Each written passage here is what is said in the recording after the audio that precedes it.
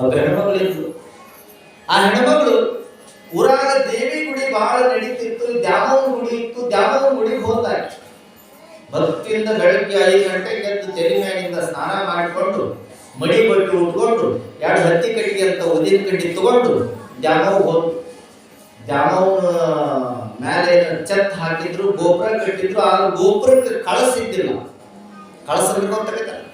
ಕಳಸಿದ್ದಿಲ್ಲ. ಅವಾಗ ದ್ಯಾಮವ್ವ ಅಂದ್ರು, ಮುಂಜಾನೆ ಚಲೋ ಭಕ್ತರು ಬರ್ತಾಳಂದ್ರ ಆಕೇನಾರ ಮಠಕ್ಕೆ ದೇಣಿಗೆ ಕೊಡಬಹುದು, ನನ್ನ ದೇವಸ್ಥಾನದ ಮೇಲೆ ಇರುವಂತ ಗೋಪುರದ ಮೇಲೆ ಖಾಲಿ ಜಾಗ ಇಟ್ಟರೆ ಕಳಸ ಕೊಡಿಸಬಹುದು ಅನ್ಕೊಂಡ್ಲ. ಒಳಗೆ ದ್ಯಾಮವ್ವ ಇಲ್ಲಿ ಹೊರಗಾಗಿ ಬಂದು 2 ಉದಿನ ಕಟ್ಟಿ ಬೆಳಗ್ಗೆ ಕೈ ಮುಗೋದಂತಾಳ. ದ್ಯಾಮವ್ವ ನನಗೊಂದು ಬಂಪರ್ ಲಾಟ್ರಿ ಹತ್ತಿಸವ. ದ್ಯಾಮವ್ವ ಒಂದು ಬಂಪರ್ ಲಾಟ್ರಿ ಕೊಟ್ರ ನನಗ ಗೋಪುರ ಮೇಲೆ ಕಳಸ ಆಗ್ಬೋದು ಅಂದ ಆಸೆ ಇಟ್ಕೊಂಡ್ಲ. ಆಕಿ ದ್ಯಾಮವ್ವ, ಹೌದು ನಿನಗೆ ಬಂಪರ್ ಲಾಟ್ರಿ ಕೊಟ್ರ ನನಗೆ ನೀ ಏನು ಕೊಡ್ತಿ ಅಂತ ಕೇಳಿದ್ದು. ಆಕಿ ದ್ಯಾಮವ್ವ ಅನ್ಕೊಂಡಿದ್ದು, ನಾನೇನಾರ ಬಂಪರ್ ಲಾಟ್ರಿ ಕೊಟ್ರ ಈ ಹೆಣ್ಮಗಳು ನನಗ ಗೋಪುರ ಮೇಲೆ ಖಾಲಿ ಜಾಗ ಐತಿ ಕಳಸ ಕೊಡಿಸಬಹುದಂತ ಆಕಿ ತಿಳ್ಕೊಂಡು ನಿನಗೆ ಬಂಪರ್ ಲಾಟ್ರಿ ಕೊಡ್ತೀನಿ, ನನಗೇನು ಕೊಡ್ತಿ ಅಂತ ಕೇಳಿದ್ರೆ ಆ ಹೆಣ್ಮಗಳು ಅಂತಾಳಂತ, ನೀ ನನಗೆ ಬಂಪರ್ ಲಾಟ್ರಿ ಕೊಟ್ರು ನಾನು ನಿನಗೊಂದು ಜಂಪರ್ ಪೀಸ್ ಕೊಡಿಸ್ತೀನಿ. ಎಲ್ಲಿದೆ ಭಕ್ತಿ, ಎಲ್ಲಿದೆ ಶ್ರದ್ಧೆ, ಎಲ್ಲಿದೆ ಒಳ್ಳೆಯ ಭಾವ? ದೇವರನ್ನು ನಾವು ರೊಕ್ಕ ಕೇಳುವುದಕ್ಕಾಗಿ ಬೇಡುವುದಕ್ಕಾಗಿ ದೇವರ ಗುಡಿಗೆ ಹೋಗಬಾರದು. ದೇವರಿಗೆ ಭಕ್ತಿಯಿಂದ ಕೈ ಮುಗಿದು ಕೇಳಿಕೊಳ್ಬೇಕು. ಭಗವಂತ ನನಗೆ ಎಷ್ಟು ಕಷ್ಟವನ್ನು ಕೊಡ್ತಿ ಕೊಡಪ್ಪ, ನೀ ಕಷ್ಟವನ್ನು ಕೊಡ್ತಿ ಅಂತ ಬೇಡಿಕೊಳ್ಳಲಿಕ್ಕೆ ಹೇಳಿ ಭಕ್ತ ನಾನಲ್ಲ. ಕಷ್ಟ ಕೊಡಬೇಡ ಅಂತ ಕೇಳಿಕೊಳ್ಳುವಂತ ಹೇಳಿ ಭಕ್ತ ನಾನಲ್ಲ. ಎಷ್ಟು ಕಷ್ಟವನ್ನು ಕೊಡ್ತಿ ಕೊಡು ಕಲಿಸಿದೇಶ, ಆದ್ರೆ ಕಷ್ಟವನ್ನು ಸಹಿಸುವಂತ ಒಂದು ಸಾಮರ್ಥ್ಯವನ್ನು ನನಗೆ ಕೊಡುವಂತ ಬೇಡಿಕೊಂಡು ದೇವರ ಕಡೆ ಎಲ್ಲದನ್ನು ಕೊಡ್ತಾನೆ. ಆಮೇಲೆ ಈ ಊರಾಗಿರುವ ದೇವ್ರ ಪೂಜೆ ಮಾಡಿಕೊಂಡು ಮನೆಗೆ ಬರ್ತಿದ್ದ ಮಾನಸ. ಬರುವಾಗ ಒಂದು ದಿನ 8ನೇ ವಯಸ್ಸಿನೊಳಗಿರುವಂತ ಬಸವಣ್ಣ ಅಂಗಳದೊಳಗೆ ಆಟ ಆಡ್ತಿದ್ದ. ಏನು ಆಟ ಆಡ್ತಿದ್ದ ಅಂದ್ರೆ ಈಗಿನ ಹುಡುಗರು ಆಟ ಆಡ್ತಾವ. ಏನ್ ಆಡ್ತಾವ? ಗೋಲಿ ಆಡ್ತಾವ, ಇಲ್ಲ ಚಿಡಿದ ಆಟ ಆಡ್ತಾವ, ಇಲ್ಲ ಕ್ರಿಕೆಟ್ ಆಡ್ತಾವ, ಇಲ್ಲ ಹಾಕಿ ಆಡ್ತಾವ, ಇಲ್ಲ ಫುಟ್ಬಾಲ್ ಆಡ್ತಾವ, ಏನಾರ ಆಡ್ತಾವ. ಆದ್ರ ಅವತ್ತಿನ ಕಾಲದೊಳಗ ಬಸವಣ್ಣ ಏನು ಆಟ ಆಡ್ತಾ ಇದ್ದ ಅಂದ್ರ ಅಂಗಳದೊಳಗ ಗೇಣು ಚೋಟು ಬಾವಿಯನ್ನ ತೋಡಾಕತ್ತಿದ್ದ. ಬಾವಿಯನ್ನು ತೋಡ್ತಿರ್ಬೇಕಾದ್ರ ಮಾದರಸ ಎಲ್ಲ ದೇವರುಗಳನ್ನ ಪೂಜೆ ಮಾಡಿಕೊಂಡು ಅಂಗಳದೊಳಗೆ ಬಂದಾಗ ಬಸವರಸ ಏನ್ ಮಾಡಕತ್ತಿ ಅಂತ ತಂದೆ ಪ್ರಶ್ನೆ ಮಾಡ್ತಾನೆ. ತಂದೆ ಕೇಳ್ತಾನೆ, ಏನ್ ಮಾಡಕತ್ತಿ ಬಸವಣ್ಣ? ಬಸವ ಏನು ಮಾಡಕತ್ತಿ ಅಂತ ಕೇಳಿದ್ರ ತಂದೆಗೆ ಉತ್ತರ ಕೊಡ್ತಾನಂತ, ಅಪ್ಪ ನನಗ ತುಂಬಾ ಬಾಯಾರಿಕೆಯಾಗಿದೆ, ತುಂಬಾ ದಾಹ ಆಗ್ಯದ, ಅದಕ್ಕೆ ನೀರು ಕುಡಿದು ದಾಹವನ್ನು ಇಂಗಿಸ್ಕೊಳ್ಬೇಕು ಅಂತ ಒಂದು ಬಾವಿ ತೋಡಾಕತ್ತೀನಿ ಅಂಗಳದೊಳಗ. ಅವಾಗ ಮಾದರಸ ಅಂತಾನಂತ, ಏ ಹುಚ್ಚ ಬಸವಣ್ಣ, ಬಸವರಸ ಗೇಣು ಚೋಟು ಬಾವಿ ತೋಡಿದ್ರೆ ನೀರು ಬರೋದಿಲ್ಲೋ, ಒಂದೇ ಬಾವಿಯನ್ನು ಆಳವಾಗಿ ತೋಡಿದ್ರೆ ನೀರು ಬರ್ತೈತಿ ಅಂತ ಯಾವಾಗ ತಂದೆ ಮಗನಿಗೆ ಉತ್ತರವನ್ನು ಕೊಡ್ತಾನ, ಅವಾಗ ಬಸವಣ್ಣ ಹೇಳ್ತಾನಂತ 8ನೇ ವಯಸ್ಸಿನೊಳಗ, ಏ ತಂದೆಯಾಗಿರುವಂತ ಮಾದರಸರೇ, ಅಪ್ಪ ನನಗ ಗೇಣು ಚೋಟು ಬಾವಿ ತೋಡಿದ್ರೆ ನೀರು ಬರೋದಿಲ್ಲ, ಒಂದೇ ಬಾವಿಯನ್ನು ಆಳವಾಗಿ ತೋಡಿದ್ರೆ ನೀರು ಬರ್ತೈತೆ ಅಂತೀರ, ಹಾಗೆ ನೀವು ತಿಳ್ಕೊರಪ್ಪ, ಊರಾಗಿರುವಂತ ಎಲ್ಲ ದೇವರುಗಳನ್ನ ಪೂಜೆ ಮಾಡುವ ಬದಲು ಒಬ್ಬ ದೇವರನ್ನ ಪೂಜೆ ಮಾಡುವ, ಆ ದೇವರು ನಿನಗೆ ಒಳ್ಳೇದ್ ಮಾಡ್ತಾನ ಅಂತ ಬಸವಣ್ಣ ಉತ್ತರ ಕೊಡ್ತಾನ. ಅತ್ಯಂತ ಚಿಕ್ಕ ವಯಸ್ಸಿನೊಳಗ ತಂದೆಗೆ ಉತ್ತರವನ್ನು ಕೊಡ್ತಾನ ಬಸವಣ್ಣ ಅಂದ್ರ ಕಾರಣ ಇಷ್ಟೇ, ತಂದೆ ತಾಯಿಗಳು ಕೊಟ್ಟಂತ ಸಂಸ್ಕಾರದ ಬಲದಿಂದ ಮಕ್ಕಳು ತೀಕ್ಷ್ಣಮತಿಗಳಾಗ್ತಾವ, ಒಳ್ಳೆಯ ಜ್ಞಾನಿಗಳಾಗ್ತಾವ, ಒಳ್ಳೆಯ ವಿಚಾರಶೀಲರಾಗ್ತಾರೆ ಅನ್ನೋದು ಉದಾಹರಣೆಗೆ ಬಸವಣ್ಣವರು. ಹೀಗೆ ಬಸವಣ್ಣವರು ಮತ್ತೊಂದು ಪ್ರಸಂಗ ಅಂದ್ರೆ ಅವರ ಕಾಲದೊಳಗ ಅವರ ಧರ್ಮದೊಳಗ ಉಪನಯನ ಅಂತ ಮಾಡ್ತಾರೆ. ಬ್ರಾಹ್ಮಣರ ಕುಲದಲ್ಲಿ ಉಪನಯನ ಅಂತ ಮಾಡ್ತಾರ. ಇಸ್ಲಾಂ ಧರ್ಮದೊಳಗ ಸುನ್ನಿ ಮುಂಜಿ ಅಂತ ಮಾಡ್ತಾರ.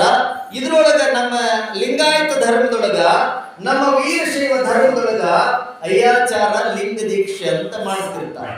ಇದೊಂದು ಪದ್ಧತಿ. ಆಯಾ ಧರ್ಮದ ಅನುಗುಣವಾಗಿ ಆಯಾ ಧರ್ಮದವರು ತಮ್ಮ ತಮ್ಮ ಆಚರಣೆಗಳನ್ನ ಆಚರಿಸಬೇಕು ಅಂತ ತಿಳ್ಕೊಂಡು ಒಂದೊಂದು ದೀಕ್ಷೆಯನ್ನು ಕೊಡ್ತಿರ್ತಾರೆ. ಕೊಡುವಂತ ಸಂದರ್ಭದೊಳಗ ಬ್ರಾಹ್ಮಣರ ಜಾತಿಯೊಳಗೆ ಏನಿತ್ತು ಅಂದ್ರ ಕೇವಲ ಗಂಡು ಮಕ್ಕಳಿಗೆ ಮಾತ್ರ ಉಪನಯನವನ್ನ ಮಾಡಬೇಕು ಅನ್ನುವಂಥ ಪದ್ಧತಿ. ಹೆಣ್ಮಕ್ಳಿಗೆ ಉಪನಯನ ಇಲ್ಲ. ಇಲ್ಲಿ ನೆನಪಿಟ್ಕೊಳ್ಳಿ, ನಮ್ಮ ಧರ್ಮದೊಳಗ ಗಂಡಿಗೂ ಮತ್ತು ಹೆಣ್ಣಿಗೂ ಸರಿಸಮಾನವಾಗಿ ಲಿಂಗ ದೀಕ್ಷೆಯನ್ನು ಕೊಡುವಂತ ಧರ್ಮ ಯಾವುದಾದ್ರೂ ಇದ್ರೆ ಅದು ಲಿಂಗಾಯತ ವೀರಶೈವ ಲಿಂಗಾಯತ ಧರ್ಮ. ಬ್ರಾಹ್ಮಣರ ಜಾತಿಯೊಳಗ ಒಂದು ವೇಳೆ ತಾಯಿ ಏನಾದ್ರೂ ಹೆಣ್ಮಗಳು ಆಕೇನಾದ್ರೂ ತಿಂಗಳ ಪೆರೇಡ್ ಅಥವಾ ಋತುಮತಿ ಆದ್ರೆ 5 ದಿನಗಳ ಪರ್ಯಂತ ಮನೆಯಿಂದ ಹೊರಗಿಡ್ತಾರೆ.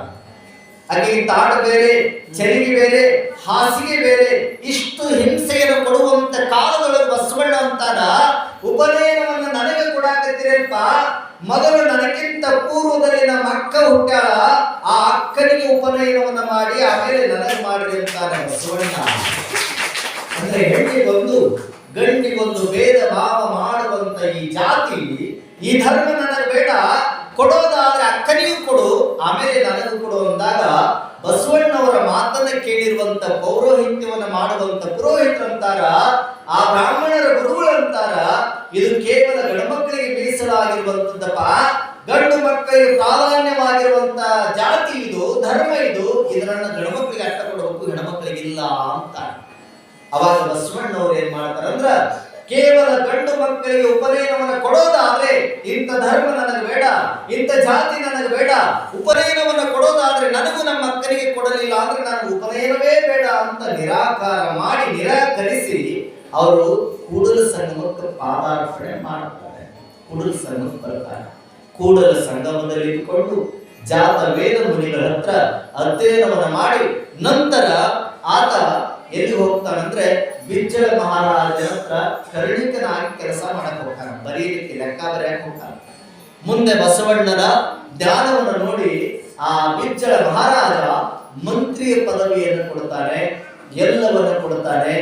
ಎಲ್ಲವನ್ನು ಪಡ್ಕೊಂಡಿರುವಂತ ಬಸವಣ್ಣವರು ಅಹಂಕಾರಿಗಳಾಗಲಿಲ್ಲ.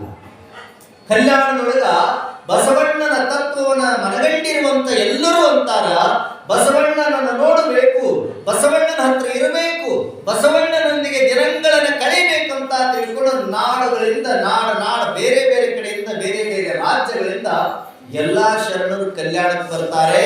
ಸುಮಾರು 770 ಅಮರಗಣಗಳನ್ನ ಹುಟ್ಟು ಹಾಕಿದ್ದು ಯಾರು ಅಂದ್ರೆ ಅದು ಕಲ್ಯಾಣದ ಬಸವಣ್ಣ ಅನ್ನುವಂತ ಕೀರ್ತಿಯನ್ನು ನಾವೆಲ್ಲ ಕೇಳ್ತೇವೆ. ಬಸವಣ್ಣವರು ಆ ಕೆಲಸಕ್ಕೆ ಹೋದ್ರು, ಅಷ್ಟೆಲ್ಲ ಬೆಳೆಸಿದ್ರು, ಅಷ್ಟೆಲ್ಲ ಬೆಳ್ಕೊಂಡ್ರು. ಆದ್ರೆ ಅವ್ರಿಗೆಂದೂ ಸಹಿತ ಅಹಂಕಾರ ಬರಲಿಲ್ಲ.